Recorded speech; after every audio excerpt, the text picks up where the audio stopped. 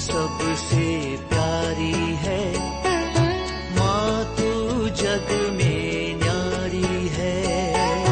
माँ तू सबसे प्यारी है, माँ तू जग में न्यारी है।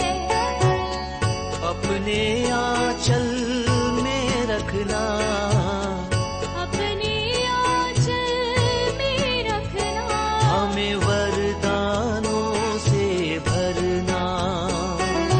माँ तू सबसे प्यारी है, माँ तू जग में न्यारी है। माँ तू सबसे प्यारी है, माँ तू जग में न्यारी है।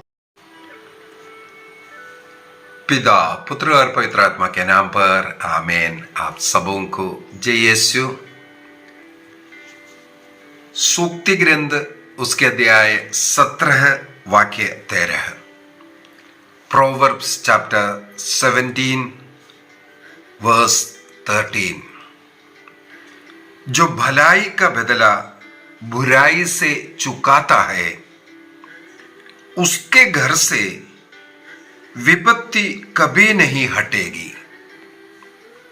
जो भलाई का बदला बुराई से चुकाता है, उसके घर से विपत्ति कभी नहीं हटेगी। सूक्ति ग्रंथ के अंदर एक महत्वपूर्ण बात हमें इसके द्वारा सिखाते हैं।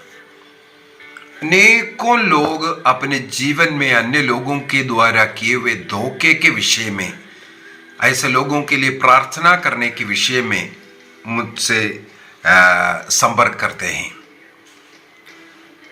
अनेकों लोगों के जीवन में जो अपना समझ करके जो अच्छाई किया, उनके साथ बुराई हुआ है।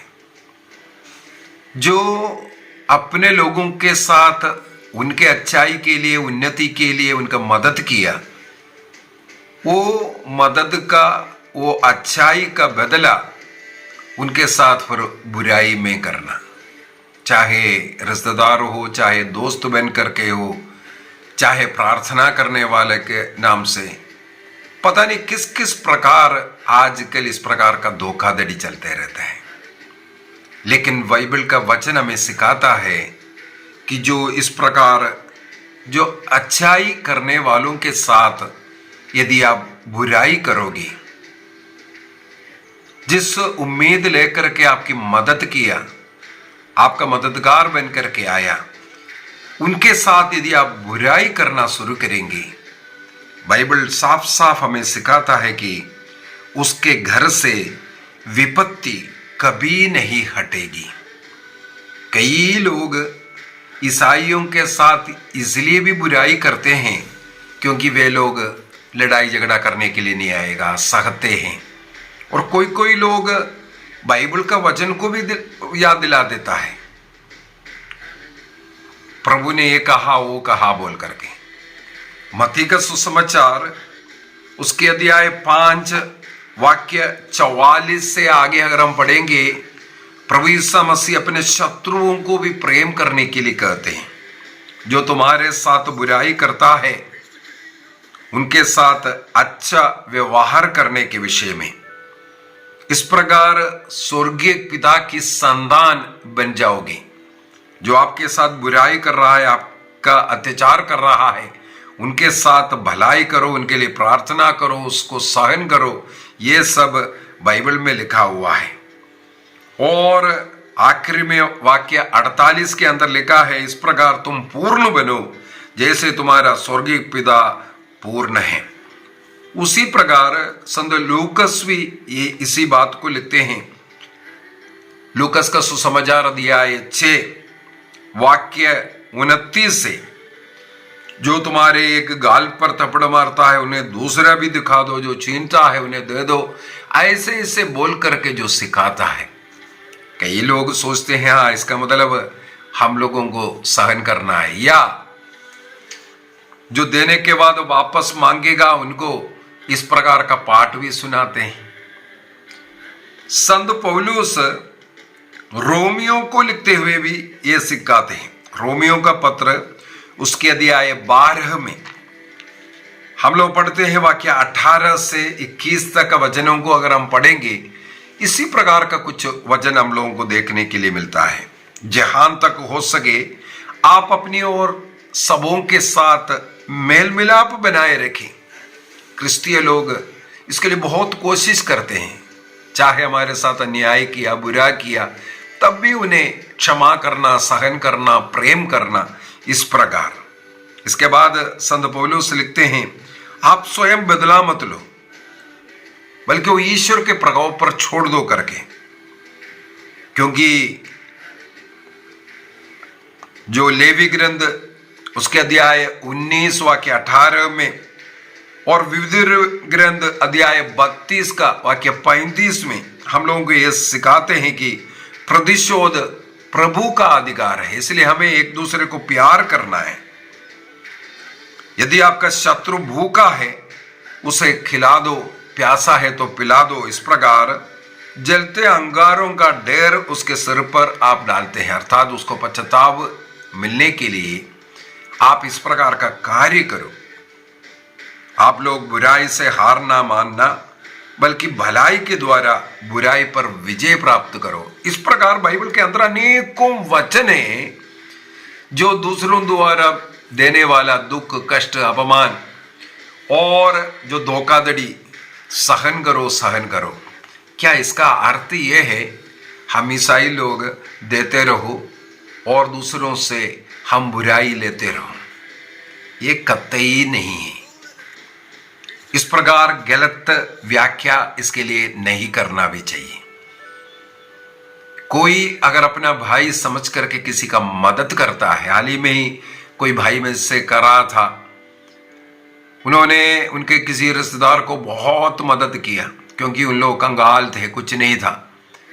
इस कारण शुरू से उन लोगों को बहुत मदद किया, उनके जमीन से कुछ भाग दे करके उनके लिए घर में सब बना कर दिया। इस प्रकार उन लोगों को बहुत मदद कर आजकल वो बहुत अमीर बन गया।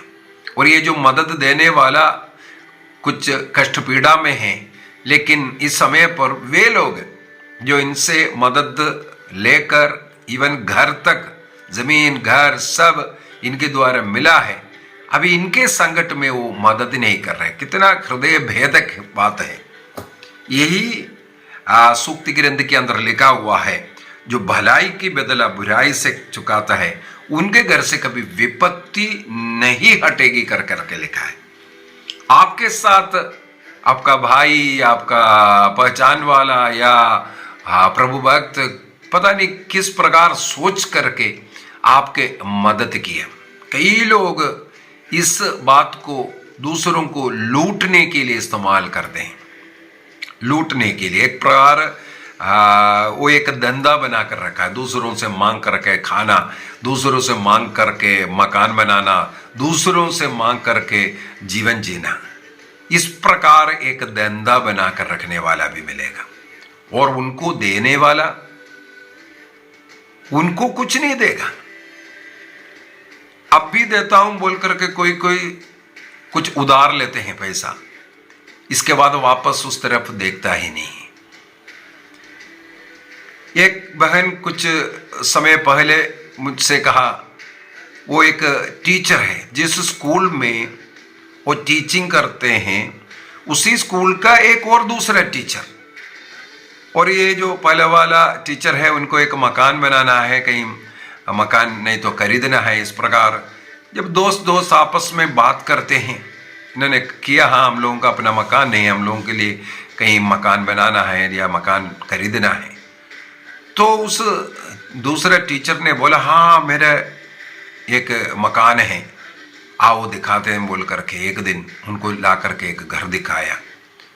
वो काम जो चल रहा था पूरा खत्म नहीं हुआ था, तो उन्होंने बोला हम इसको भेजने जा रहा है। तो बड़े खुश हो गया, तय हो गया कितना का है जो टीचर्स दोस्त में। और वो पहला वाला टीचर अपने पति सब लोगों को लेकर के दिखाया, सबको पसंद आया। तो इन्होंने कुछ एडवांस मांगा, इतना दे दो। तो कुछ लाख रुपया, मेरे ख्याल में 5 लाख या 10 लाख कुछ ऐसा जो है एडवांस में उसको खरीदने के लिए दे दिया। इसके बाद उसका कागजात जो बनाने के लिए कई वर्ष हुआ, वो ना मकान हैंडओवर किया, ना मकान का आगे का काम हुआ, ना मकान वो जमीन उनके नाम से लिखा।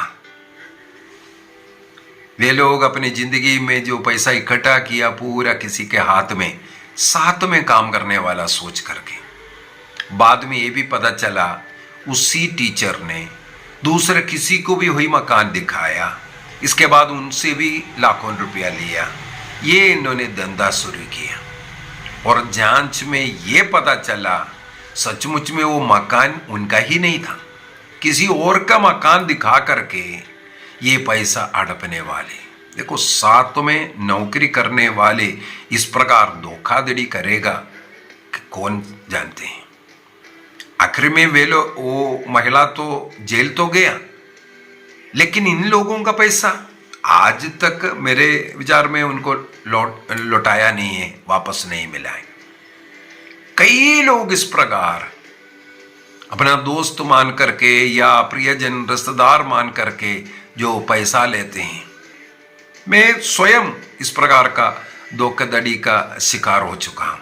अपना ही एक रिश्तेदार, मैं पहले फौज में था, फौज से रिटायर होकर के आया, जो मिला सब ले लिया है।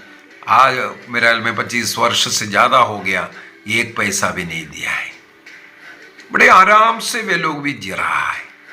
दूसरों को धोखा देने में इनको कोई प्रॉब्लम नहीं है, लेकिन पवित्र बाइबल हमें सिखाता है जो दूसरों को इस प्रकार का धोखा देता है उनका घर हमेशा संकट में, विपत्ति में रहेगा। उनके जीवन में हाँ जरूर इस प्रकार तुम खा रहे हैं, इस प्रकार खाने में थोड़े समय के लिए वो मेटा लगेगा। मैं उठाना चाहूंगा हाँ सूक्ति ग्रंथ का ही अध्याय 20 को। सूक्ति ग्रंथ अध्याय 20 वाक्य 17 में लिखा है, प्रोवर्ब्स चैप्टर 20 वर्स 17। वहां पर लिखा है, झूठ की रोटी भले ही किसी को मीठी लगे, झूठ की रोटी भले ही किसी को मीठी लगे, किंतु बाद में उसका मुंह कंगड़ से भरा होता है। झूठ की रोटी भले ही किसी को मीठी लगे, किंतु बाद में उसका मुंह कंकड़ से भरा होता है। एक सत्य बात है, दूसरों से लेकर के खाने में या दूसरों के छीन करके खाने में कुछ समय के लिए ये जरूर आपको अच्छा लग रहा होगा। दूसरों को धोखा दिया, लेने के बाद वापस नहीं करना, जो वादा किया था उसको पूरा ना करना, इस प्रकार का जीवन कुछ समय के लिए तो देखने में आपको आनंदमय लगेगा, मीठा लगेगा, लेकिन इसके बाद लिखा है मुंह कंकड़ से भर जाएगा। आपको कष्ट, पीड़ा, रोग, आपके जीवन में विपत्तियां जब आना शुरू करेगा, ये मिठास सब दूर हो जाएगा। उसी प्रकार हम लोग रोमियो का पत्र प्रवक्ता ग्रंथ उसके अध्याय 27 वाक्य 30 को पढ़ते हैं। प्रवक्ता ग्रंथ उसके अध्याय 27 वाक्य 30। Sirach chapter 27 verse 30। जो बुराई करता उसे हानि होती है, यद्यपि वह नहीं जानता कि वह कहां से आती है। जो दूसरों के साथ इस प्रकार बुराई की हरकत करते हैं, बुराई करते हैं, निंदा करते हैं, दूसरों को कष्ट देते हैं, दुख देते हैं, उनके खुद के जीवन में वो हानि पहुंचाता है। चाहे कई रूप में हो सकता है, बीमारी, नष्ट, कष्ट, अन्य बाकी बातों पर चिंता, पता नहीं किस प्रकार आपका मन कुंठित रहेगा, आपके जीवन में सुख शांति नहीं होगा और आपको मालूम भी नहीं है ये मेरे जीवन में इस प्रकार क्यों हो रहा है, ये आपको मालूम भी नहीं होगा। सूक्ति ग्रंथ अध्याय 20 वाक्य 10 में लिखा है, 2 प्रकार के बांट और 2 प्रकार के मापक, प्रभु को इन दोनों से घृणा है। 2 प्रकार के बांट और 2 प्रकार के मापक,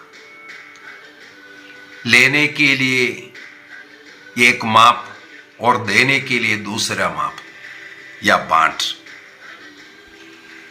अपने बच्चों के लिए एक माप, दूसरों के लिए दूसरा माप। अपने बहू बेटों के लिए, बहू के लिए एक माप, अपने बेटी के लिए दूसरा माप। कई लोगों के जीवन में इस प्रकार का अलग अलग मापदंड इस्तेमाल करता हुआ मिलेगा। प्रभु को इस प्रकार का स्वभाव भी अच्छा नहीं है। वाक्य 23 में भी लिखा है, सूक्ति ग्रंथ प्रोवर्ब्स 20:23, वहां पर लिखा है, प्रभु को 2 प्रकार के बांटों से घृणा है, घोटा तराजू बुरी बात है। गलत मापदंड, गलत नीति। मुझे मिलने के लिए किस प्रकार का हम लोग माप रखा है, हमें देने के लिए भी वो माप रखना है। दूसरों के साथ धोखाधड़ी देकर के चाहे कितना भी पैसा इकट्ठा कर ले, प्रवक्ता ग्रंथ उसके अध्याय 21 के अंदर, प्रवक्ता सिराक चैप्टर 21 उसका वाक्य 9 में लिखा है, जो पराये धन से अपना घर बनाता है। पराये धन का मतलब है जो आपका नहीं है, आपने मेहनत नहीं किया। आप चाहे कोई भी कारण बता करके दूसरों से पैसा ले करके, दूसरों को धोखा दे करके, मदद मांग करके, या रिश्तेदार है कोई भी बोल करके, जो पराये धन से, जिसमें आपका हक नहीं है, आपका मेहनत नहीं है, आपका पसीना नहीं है, इस प्रकार का पैसा उससे घर बनाता है, वह मानो अपने मकबरे के लिए पत्थरों को बटोरता है। और सूक्ति ग्रंथ उसके अध्याय 15 में भी एक बहुत ही सुंदर वचन है, प्रोवर्ब्स चैप्टर 15 अध्याय 15 वाक्य 27 में लिखा है, पाप की कमाई एकत्र करने वाला अपने घर को संकट में डालता है। पाप की कमाई को धोखा दे करके या लेने के बाद ना लौटाने का स्वभाव या झूठ मूठ में लेकर के, अनेकों लोग इस प्रकार का आजकल ऑनलाइन कई ऐसा फ्रॉड चल रहा है। ऑनलाइन से लेन देन तो बिल्कुल हमें बंद करना चाहिए। कोई कुछ भी अगर सच्चाई दिखा रहा हो, उसके पीछे पक्का एक झूठी व्यक्ति होगा। मुझे याद है कोरोना काल में हमारे ही यूट्यूब चैनल में किसी व्यक्ति हमेशा टिप्पणी लिखता था और मुझे प्राइवेटली व्हाट्सएप में भी मैसेज कर करके कांटेक्ट में रहता था। एक दिन वो कोरोना काल की बात है, किसी भाई का, किसी ऐसा प्रचार करने वाले का 1-2 क्लासेस डाला, देखो हमारे पास ऐसा एक व्यक्ति है, बहुत अच्छा है, हम लोग उनका प्रार्थना अटेंड करते हैं, ऐसा ऐसा बोल करके वो कुछ दिन उनका क्लासेस डालना शुरू किया। इसके बाद एक दिन अचानक फिर से एक मैसेज डाल करके, ये भाई जो है अभी हॉस्पिटलाइज हो गया, कोरोना है, बहुत सीरियस है, ऐसे ऐसा बोल करके प्रार्थना कीजिए। तो 2-3 बार ऐसा एक फोटो भी दिखाया, एक आईसीयू का फोटो लेकर के, कोरोना में पूरा पाना हुआ, कौन है क्या है हमें नहीं मालूम, उसका जिंदगी बहुत खतरे में है, प्रार्थना कीजिए ऐसे सब बोल करके। और कुछ दिन और मिलने के बाद बोला, हाँ ये तो बच तो गया, लेकिन अभी 25 लाख रुपया उस हॉस्पिटल ने बनाया है। ये भाई समाचार का प्रचार कर करके जी रहा था, उनके पास नहीं है, इसलिए उनको मदद करो। देखो किस प्रकार मेरे विचार में 2-3 महीना लगाया इसने इस फ्रॉड बनाने तक, पैसा मांगने तक। और उसी भाई का, जिस भाई सुसमाचार प्रचार करने वाला है बोल करके, उसी का प्रोफाइल में जो नाम है, जो कुछ है दिखा रहा था, उसी के नाम का अकाउंट दिया। उस अकाउंट में जो कुछ कर सकता है या अन्य लोगों को भी बोल करके थोड़ा मदद करवाइए। मैं जो हो सकता था किया। इसके बाद आज तक उनका कोई फोन नहीं आया, ना कुछ मैसेज है, कुछ नहीं है। जो जिसने कॉन्टैक्ट किया इसका मतलब वही मर गया है। इस प्रकार धोखाधड़ी, चाहे आपके साथ दोस्ती करके नहीं को महीना साल भर दोस्ती करेगा, इसके बाद थोड़ा थोड़ा सा मदद मांगने लगेगा। मुझे हमारा ये जो पारिवारिक प्रार्थना किताब को उड़ीसा में भेजना था, अभी हाल ही की बात है। तो कोई ट्रांसपोर्ट को मैं सर्च किया, ऑनलाइन सर्च किया। वहाँ सर्च करने के बाद कुछ समय के बाद, उस समय पर सर्च किया तो जो भी ट्रांसपोर्ट है वो उस तरफ नहीं जाने वाला मुझे मिला था। लेकिन कुछ समय के बाद 2 जगह से मुझे फोन आ रहा है, आपने ट्रांसपोर्ट के लिए सर्च किया? मैंने बोला हाँ, कहाँ के लिए? बोला ऐसा, हमारा ऑल इंडिया चलता है और डोर टू डोर सर्विस है।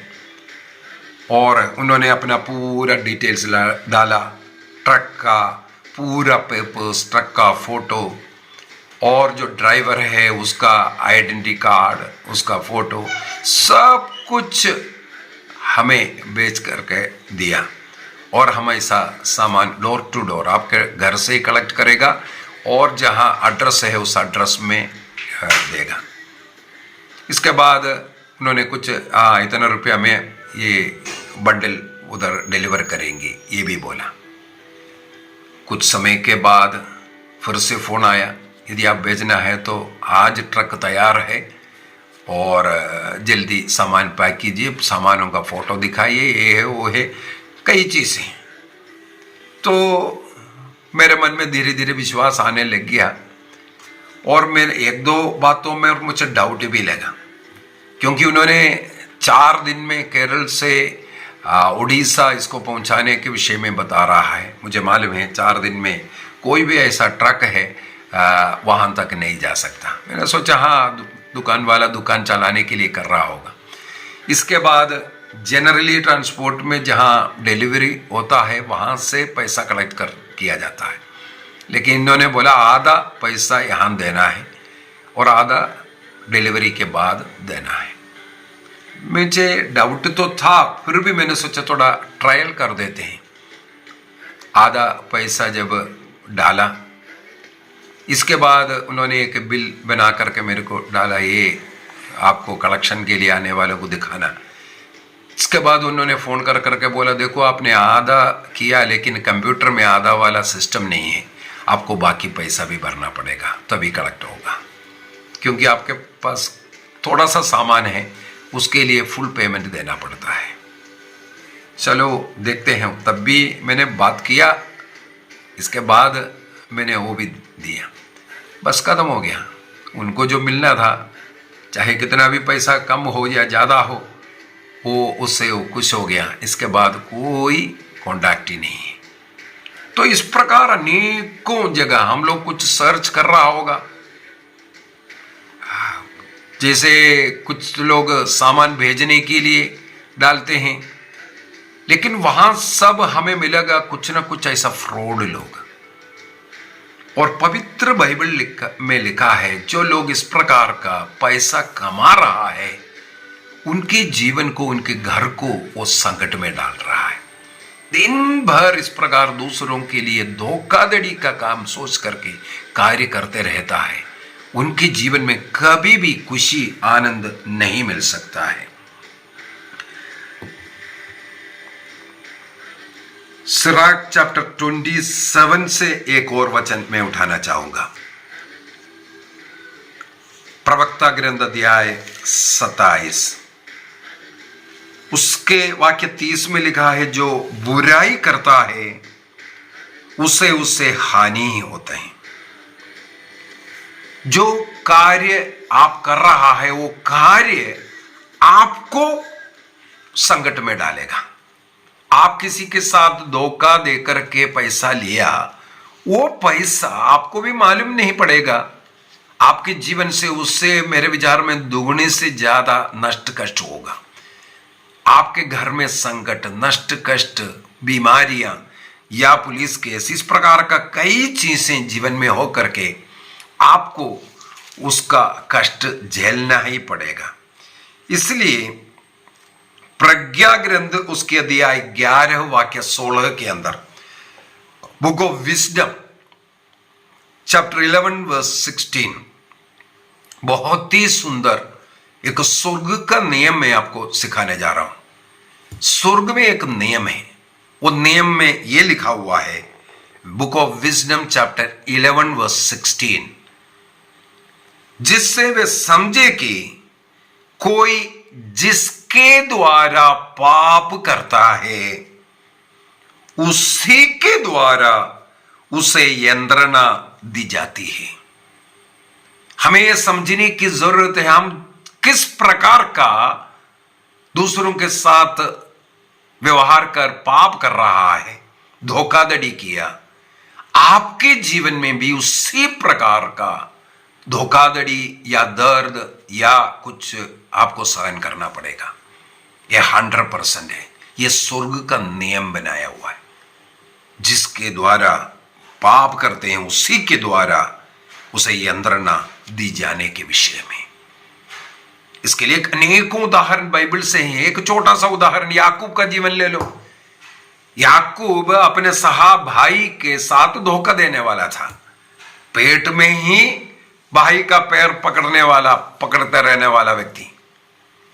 याकूब पहलौठा बनने के लिए अपने भाई को खाना खिला रहा है और अपना पहलौठ स्थान अड़प रहा है। इस प्रकार उनके जीवन में किस किस प्रकार धोखा का कार्य किया। और रबेका उनकी मम्मी की सहायता से अपने पापा इसहाक को भी वो धोखा दिया। बड़ा भाई एसाव है बोल करके एसाव का कपड़ा पहनकर इस प्रकार नाटक रच करके पिता का आशीर्वाद प्राप्त कर रहे हैं। बड़े भाई को जो आशीर्वाद मिलना है उस आशीर्वाद को प्राप्त कर रहा है। सोच रहे हमें तो ईश्वर का आशीर्वाद मिला, लेकिन वही जो धोखाधड़ी उसने जो जिंदगी में किया उसके जीवन में इसी प्रकार का धोखाधड़ी।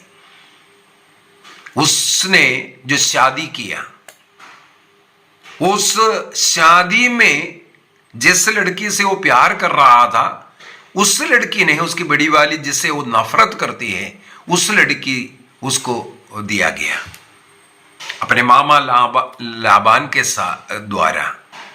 उनकी 2 बेटियां हैं। बड़ी वाली देखने में सुंदर नहीं है, उनकी आंखों में प्रॉब्लम है, लेकिन सुंदर वाला छोटी वाली उससे वो शादी करना चाहते हैं।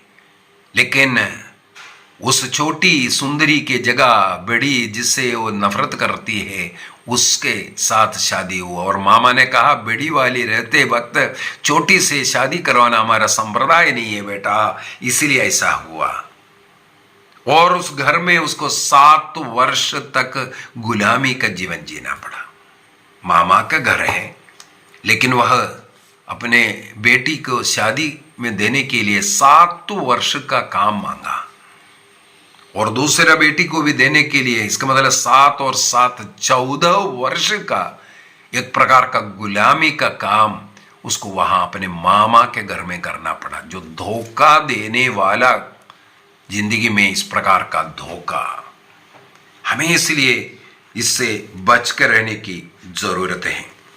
बाइबल के अंदर ऐसे अनेकों उदाहरण हैं जो धोखा देने वालों की जिंदगी में किस किस प्रकार संकट होता है। समय की कमी के कारण मैं अन्य एग्जाम्पल में नहीं जाना चाहते हैं, आप जान रहे हैं। अभी आप अपने जिंदगी को सोच कर देखिए, क्या आपने किसी को धोखा दिया? लेने के बाद या वादा करने के बाद उसको नहीं निभाया हो, यदि आपने किसी से लिया है लौटाया नहीं हो, दूसरों के लिए दुख का कारण बना हो, किसी ने आपको कुछ मदद किया लेकिन आपने वो मदद लेकर के उनके साथ बुरे व्यवहार किया हो, ऐसे अवसरों के लिए प्रभु से माफी मांगे, प्रभु से क्षमा याचना करें और हमने जितना दूसरों के साथ धोखाधड़ी किया उसको लौटाने का निर्णय करें। वो उस व्यक्ति के हाथ में उतना पैसा जो आपने धोखा किया है वो पहुंचाने का जल्दी से जल्दी आप कोशिश कीजिए, अन्यथा आपके जीवन में ऐसे संकट का सामना आपको करना पड़ेगा। स्वर्ग राज्य तो दूर, लेकिन इस संसार में रहते वक्त आपको नरक की जिंदगी जीना पड़ेगा। इसलिए पश्चाताप कीजिए और प्रभु से माफी मांगिए और जिसके साथ आपने धोखाधड़ी किया, जिसको आपने दुख दिया, ऐसे लोगों के साथ मेल कीजिए, जो लौटाना है उसको लौटाने का प्रयत्न कीजिए। आइए हम अपनी आंखें बंद करें, अपने अंतःकरण की जांच करें। हमारे जीवन में इस प्रकार का कुछ गलतियां हुआ है, उसके लिए प्रभु से माफी मांगे, अपने को सुधारने का, उसका प्रायश्चित करने का निर्णय करें।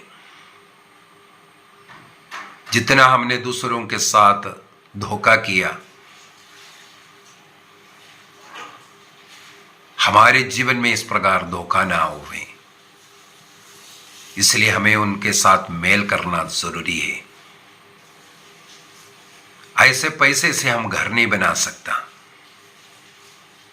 निर्णय कीजिए, प्रभु का अनुग्रह आशीष हमारे जीवन में आने के लिए ईमानदार बने रहने का निर्णय करें।